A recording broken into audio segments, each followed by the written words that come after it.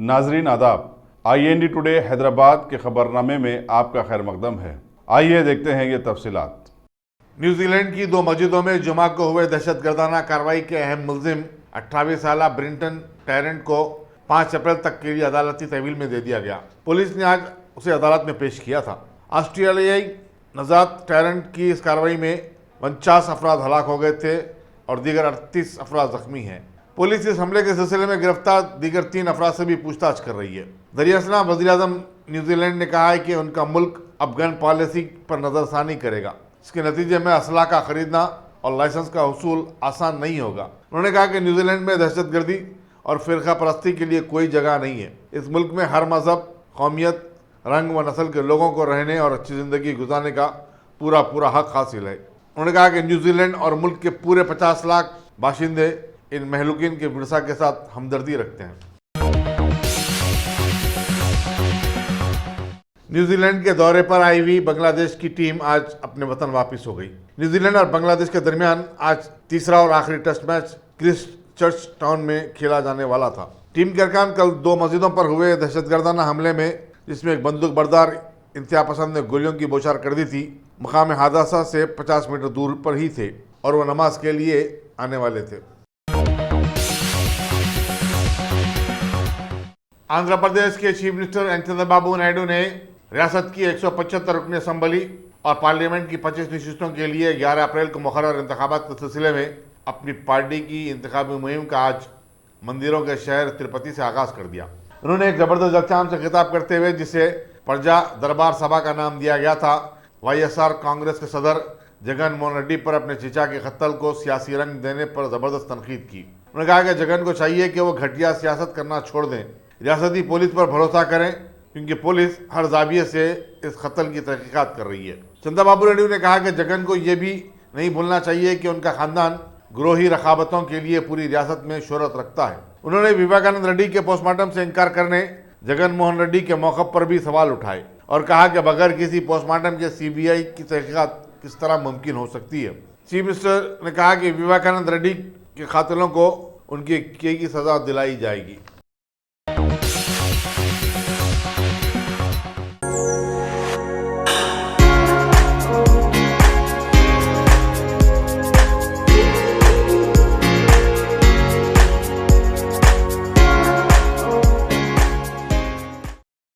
Top selection computers. अगर आप technology के दौर में रहते हुए टेक्नोलॉजी से दूर हैं तो सोचिए मत, आइए एक बार खिदमत का मौका दीजिए। हमारे यहाँ branded computers Dell, HP, Lenovo, laptop accessories उम्दा क्वालिटी निहायती वाजबी दाम पर दस्तयाब है। स्कूल, कॉलेज, कॉर्पोरेट, ऑफिस वगैरह में बल्क क्वांटिटी में सप्लाई की जाती है। इसके साथ साथ हमारे यहाँ माहिर टेक्नीशियंस की निगरानी में रिपेयर की सहूलत भी मौजूद है। अगर आप अपने घर, दुकान, सोसाइटी, स्कूल वगैरह को सेफ और क्राइम फ्री बनाना चाहते हो तो इंस्टॉल कीजिए CCTV कैमरा जो HD क्लियरिटी के साथ दस्तयाब है। गुज़िश्ता 10 साल से मुल्क भर में अपनी इन तमाम खिदमात को जारी रखते हुए आपके एतमाद को बरकरार रखने वाला नाम top selection computers, Vijayanagar colony beside Riyan hotel Hyderabad. Director Syed Rashid Ali. Phone 9849715954। Top Andhra Pradesh के साबिक chief minister doctor YS Rajasekhara Reddy के छोटे भाई और साबिक वजीर विवेकानंद रेड्डी की आज पुलिवंदला में के राजा रेड्डी घाट में तदफीन अमल में आई। 68 साला विवेकानंद रेड्डी जुमा की सुबह अपनी रिहाइशगाह के बाथरूम में मुर्दा पाए गए थे और उनकी नाश खून में लुत्पुत पाई गई थी। उनके सर और जिस्म पर जख्मों से पता चलता है कि उनका सुबह की अवलिन साहतों में कत्ल कर दिया गया हो। आखिरी रसूमात के मौके पर उनके भतीजे और आंध्र प्रदेश असम्बली में अपोजिशन के लीडर YS जगन मोहन रेड्डी, उनके अरकान खानदान और रिश्तेदारों के अलावा पार्टी के अरकान पार्लियामेंट और असम्बली भी मौजूद थे। विवेकानंद रेड्डी लोकसभा के रुकन भी रह चुके हैं। रियासत भर में SSC के इम्तिहानात का आज से आगाज हो गया। जुमला 5,52,302 उम्मीदवार इन इम्तिहानात में शिरकत कर रहे हैं। मौके में तालीम और पुलिस की जानिब से तमाम इम्तिहानाई मराकज़ पर ज़बरदस्त इंतजाम किए गए थे। आज फर्स्ट लैंग्वेज का पहला पर्चा था। उम्मीदवार इम्तिहानी मरकज़ पर 1 घंटा कबल ही पहुँच गए थे। नकल नवेसी और दीगर बेकायदगियों के इमदाद के लिए बोर्ड ऑफ सेकेंडरी एजुकेशन ने 144 फ्लाइंग स्क्वाड्स तश्कील दिए हैं। 3 अप्रैल को आखिरी पर्चा होगा। इम्तिहान के पहले दिन मराकज़ पर जज्बाती मनाजिर भी देखे गए। वालिदीन अपने बच्चों को वक्त से काफ़ी पहले ही इम्तिहानी मरकज़ लेकर आ गए थे और उन्हें हिम्मत दिला रहे थे। एलबी नगर के कांग्रेसी रुकन असम्बली डी सुधीर रेड्डी ने हुक्मरान टीआरएस में शामिल होने का ऐलान किया है। उन्होंने कल शाम टीआरएस के कारगुज़र सदर KT रामाराव से मुलाकात के बाद बताया कि हल्के की तरक्की के लिए उन्होंने हुक्मरान जमात में शमूलियत होने का फैसला किया है। सुधीर रेड्डी ने बताया कि उन्होंने अपने हामियों और हल्के के ज़ी असर अफराद के साथ एक इजलास में उनकी राय हासिल करने के बाद ही इक़दाम किया है। वाज़ेह रहे कि अब तक कांग्रेस के 7 अरकान असम्बली टीआरएस में शामिल हो गए हैं। इस तरह उसकी तादाद रियासती असम्बली में बनने से घटकर 12 हो गई है। మొన్న జరిగిన ఎన్నికలలో ఎల్బీ నగర్ ప్రజలందరూ కూడా ఆశీర్వదించి నన్ను శాసనసభకు రెండోసారి పంపడం జరిగింది. ఎన్నికల సందర్భంలో ఎల్బీ నగర్ ప్రజలు అనేక సమస్యలతో అనేక కష్టాలు పడుతున్నారు కాబట్టి ఆ సమస్యలన్నింటినీ రాబోయే రోజుల్లో ఖచ్చితంగా తీరుస్తామని చెప్పేసి అనేక వాగ్దానాలు చేశాను. ముఖ్యంగా బిఎన్రెడ్డి నగర్ సంబంధించిన కాలనీల రిజిస్ట్రేషన్ల సమస్య, రిజిస్ట్రేషన్స్ లేక అనేక మంది పర్మిషన్స్ లేక అక్కడ ప్రజలందరూ కూడా చాలా తీవ్రమైన ఇబ్బంది పడుతున్నారు. నేను గెలిచిన వెంటనే ఈ సమస్య పరిష్కారం చేస్తానని హామీ ఇచ్చిన. దాని తర్వాత ఎల్బీ నగర్లో ఆస్తి పన్ను ప్రాపర్టీ ట్యాక్స్ చాలా ఎక్కువ ఉంది. ప్రజలందరూ కూడా చాలా తీవ్రమైన ఇబ్బంది పడుతున్నారు. నేను గెలిచిన వెంటనే ఈ సమస్య పరిష్కారం చేస్తానని చెప్పి ఆ రోజు ప్రజలకు వాగ్దానం చేసిన. అలాగే ఎల్బీ నగర్లో ఉన్న చెరువులు కుంటల్ని అన్నింటినీ కూడా ఒక మురికి కుప్పాలా కాకుండా అవన్నీ కూడా లైవ్ సెప్టిక్ ట్యాంకుల్లాగా తలపిస్తున్నాయి కాబట్టి వాటిని శుద్ధి చేసి సివరేజ్ ట్రీట్మెంట్ ప్లాంట్లు పెట్టి సుందరీకరణ చేస్తానని వాగ్దానం చేశారు. అలాగే సాయినగర్ కాలనీ అనుకోండి, లేకపోతే భవానీ ఎంక్లేవ్ కాలనీ అనుకోండి, ఇక్కడ ఉన్న అర్బన్ ల్యాండ్ సీలింగ్ సమస్యలతోటి అనేక కాలనీలు కొట్టుమిట్టాడుతున్నాయి. ఆ కాలనీల సమస్యలన్నీ పరిష్కారం చేస్తానని వాగ్దానం చేసిన. అలాగే గ్రీన్ పార్క్ కాలనీకి సంబంధించి ఫుల్ ట్యాంక్ లెవెల్ FTLని కూడా చాలా దూరం వరకు పొడిగించారు. దాన్ని ప్రభుత్వంతో మాట్లాడి దాన్ని తగ్గించి ప్రజలకు న్యాయం చేస్తానని వాగ్దానం చేసిన. అలాగే ఎల్బీ నగర్ ట్రాఫిక్ సమస్య, హైదరాబాద్ ట్రాఫిక్ సమస్య మీద ఫోకస్ చేసి ట్రాఫిక్ని తగ్గించి ఈజీగా సులువుగా పోయేటట్టు చేస్తానని చెప్పి వాగ్దానం చేసిన. ఈ వాగ్దానాలన్నీ నెరవేర్చి ప్రజలకు అభివృద్ధి ఫలాలను అందజేయాలంటే అది కేవలం కేసీఆర్ గారితో సాధ్యం. కాబట్టి ఒక ఆలోచన చేసి మంచి నిర్ణయం తీసుకున్నాం. దయచేసి ఆ నిర్ణయాన్ని మీరందరూ కూడా దయచేసి ఆశీర్వదిస్తారని చెప్పేసి మనవి చేసుకుంటూ సెలవు తీసుకుంటున్నాను. चीफ मिनिस्टर के चंद्रशेखर राव पर आमराना अंदाज में काम करने का इल्जाम आयद करते हुए अपोजिशन लीडर मल्लू भट्टी विक्रमाका ने कहा कि रियासत में एक खानदानी हुकूमत चल रही है। उन्होंने कांग्रेस को छोड़कर टीआरएस में शामिल होने वाले तमाम अरकान असम्बली को नाअहल करार देने का मुतालबा किया। भट्टी विक्रमाका ने कहा कि दल बदली की हौसला अफजाई से जमहूरियत को संगीन खतरा लाक हो गया है। उन्होंने कहा कि कांग्रेस इनहराफ की पॉलिसी के खिलाफ गवर्नर से 18 मार्च को मुलाकात करते हुए नुमाइंदगी करेगी। मुल्क भर के न्यूरो सर्जन्स की कॉन्फ्रेंस आज Ayesha group of hospital Secunderabad के ज़रिए तमाम मुनक़िद हुई, जिसमें डॉक्टरों ने न्यूरो सर्जरी के बारे में तहकीकी मकालात भी पेश किए और न्यूरोलॉजी के अमराज के इलाज व मालजी की नई तकनीक पर भी तफसीली तबादला ख्याल किया।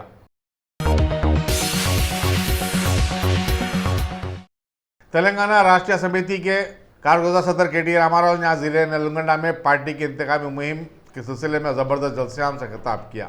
उन्होंने दावा किया कि उनकी पार्टी नलगुंडा और भोंगीर पार्लियामेंट की नशिस्तों पर भारी अक्सरियत से कामयाबी हासिल करेगी।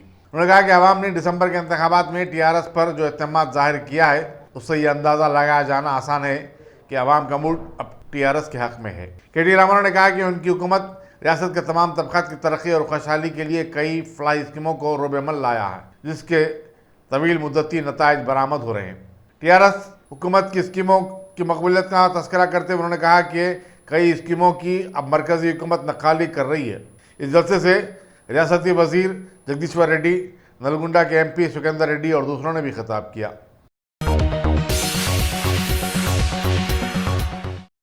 People's Union of Civil Liberties ने खानगी कॉलेजेस चैतन्या और नारायणा की जानिब से मनमानी फीस वसूल करने का इल्जाम आयद किया। रियासती कमेटी के रुकन बी विनोद रेड्डी ने एक प्रेस कॉन्फ्रेंस को मुखातिब करते हुए बताया कि कॉलेज के इंतजामिया की हिरासानी के सबब तलबा खुदकशी पर मजबूर हो रहे हैं। कॉलेज का इंतजामिया अरकान असम्बली को 5-5 करोड़ रुपए देते हुए अपनी खामियों की पर्दापोशी करने की कोशिश कर रहा है। उन्होंने इस सारे मामले की बरसर खिदमत जज से तहकीकात का मुतालबा किया।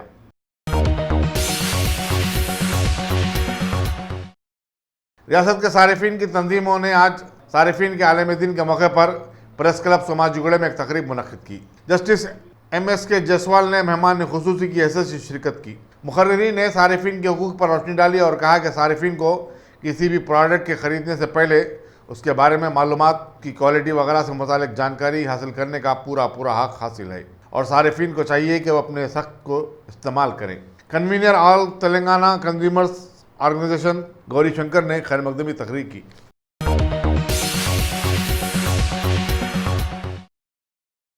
LB नगर की SOT ने कल रात रायपुर छत्तीसगढ़ से हवाला रैकेट चलाने वाले गिरोह को बेनकाब किया है। कमिश्नर पुलिस रचाकुंडा महेश भगवत ने मीडिया को बताया कि बेगम बाजार के एक 33 साल शख्स चंद्रकांत वर्मा को गिरफ्तार करके उसके पास से 70 लाख रुपए की रकम 4 मोबाइल फ़ोन जब्त किए गए। उन्होंने बताया कि हवाला का कारोबार करने वाला असल मुलजिम 36 साल के चंद्र प्रकाश मफरूर है, जो जुबली हिल्स में डायमंड स्टोर के नाम से ज्वेलरी शॉप चलाता है।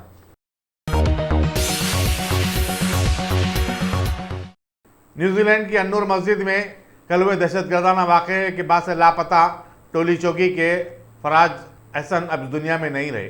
न्यूजीलैंड के हुक्काम ने उनकी हलाकत की तौसीक कर दी है।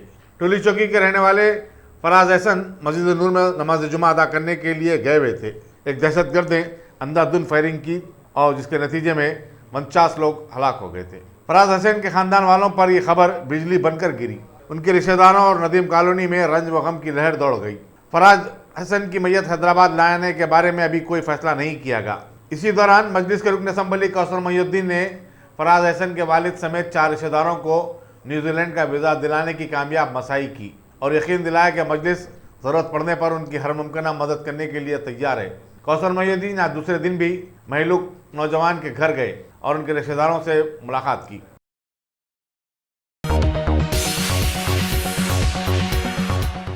तेलंगाना प्रदेश कांग्रेस कमेटी के कारगुजार सदर रेवंत रेड्डी को पार्लिमानी हल्के मलकाजिरी से पार्टी उम्मीदवार मुकर्रर किया गया है।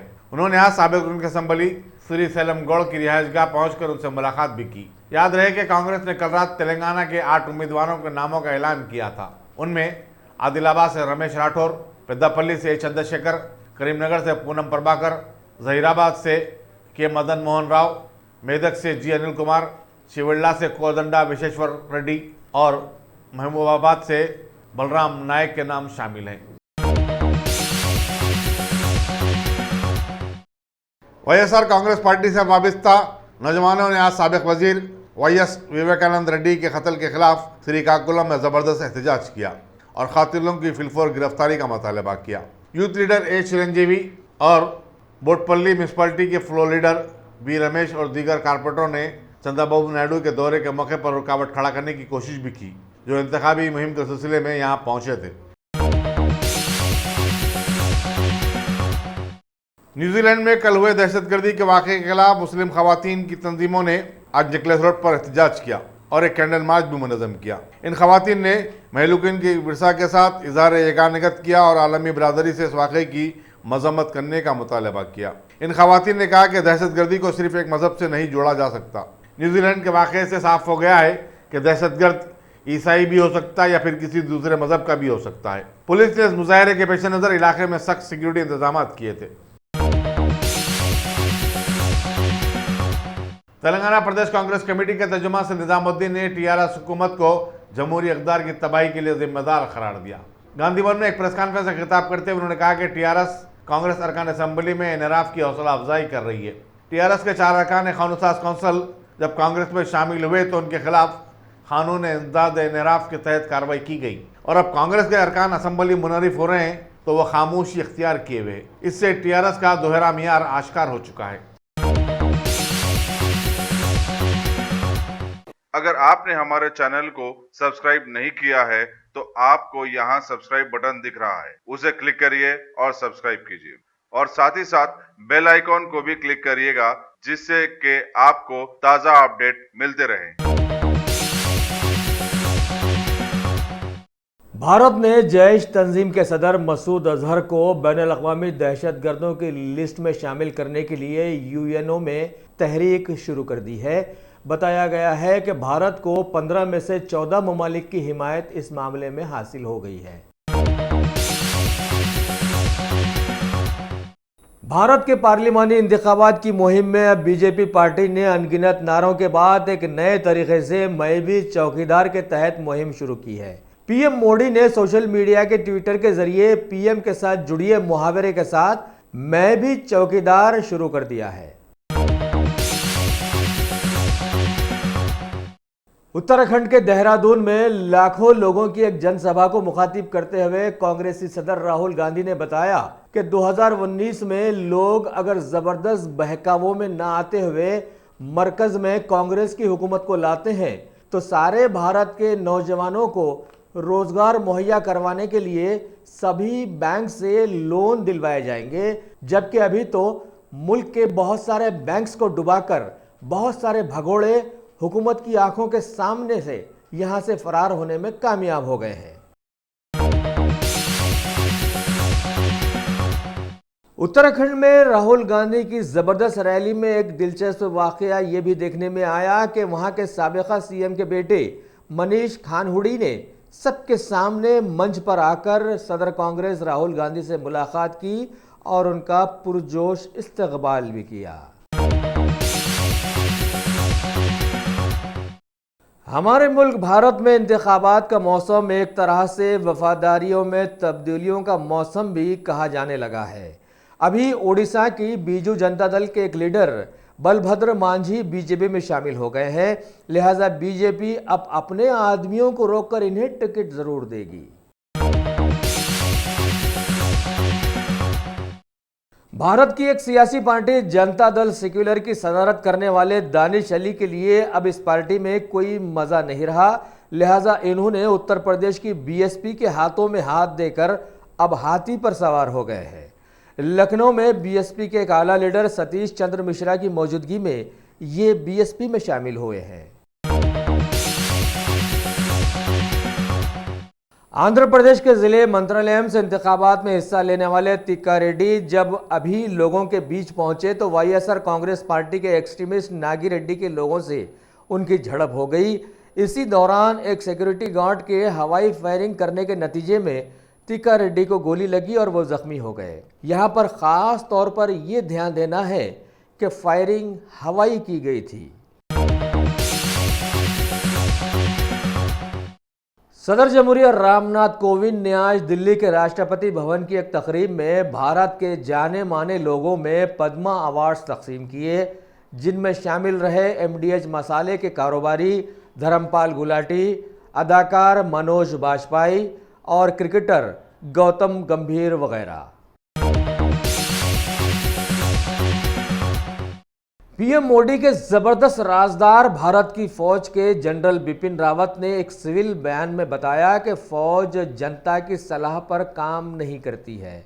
साथ ही उन्होंने अपनी फौज की बहादुरी और हिम्मत की बहुत दाद भी दी है। वाज़ेह है कि जमहूरी मुल्क में हर हुकूमती ओहदेदार अवाम के पैसे से तनख्वाहें लेता है और बुनियादी तौर पर अवाम का ही नमकखार होता है, तभी तो नमक हरामी का जुमला वजूद में आया है और ये जुमला सिर्फ कागजी नहीं है। भारतीय रेलवेज के जिम्मेदारों ने बताया है कि 1 अप्रैल से मुसाफिरों को पहले सफर में जो पीएनआर दिया जाता रहा है, अब उनके फौरी दूसरे सफर में भी वही पीएनआर दोबारा दिया जाएगा। अगर आपने हमारे चैनल को सब्सक्राइब नहीं किया है तो आपको यहाँ सब्सक्राइब बटन दिख रहा है, उसे क्लिक करिए और सब्सक्राइब कीजिए और साथ ही साथ बेल आइकॉन को भी क्लिक करिएगा जिससे कि आपको ताज़ा अपडेट मिलते रहें।